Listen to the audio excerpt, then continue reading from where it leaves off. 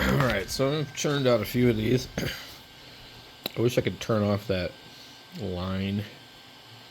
I don't know if there's a way to do it in the stock Creality or Kira slicer. But boy, that is nasty looking.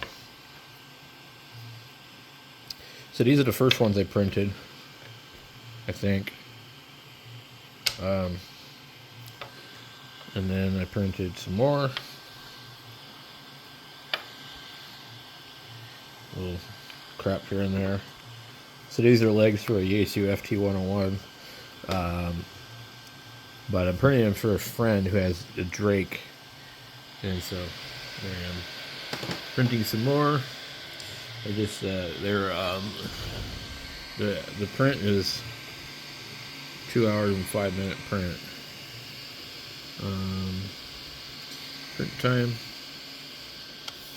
This is dirty.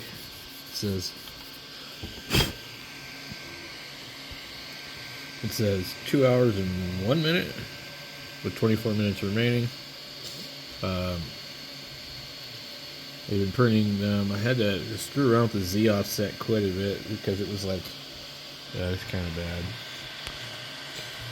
So every once in a while I get like a funky little booger because there was a bunch of stuff on the nozzle. So it looks pretty good now after a few prints.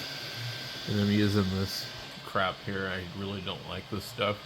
If you print fast with this stuff, it'll come out absolutely horrible. And if you do, you need to really crank up the temperature on it. I'm not 100% sure what the reason for that is.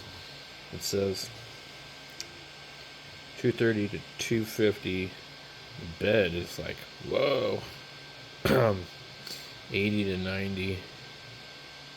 There was some of these that I had where they had like a printing sticker like saying only 30 to 70 millimeters a second. So this is my dual Z printer. So as you can see, it's okay. It's not fast. Go around the back here and see. I've got another one of these that I need to install. But anyway, my dual Z. I haven't had any problems with the Z axis since this, so that's pretty good. I'm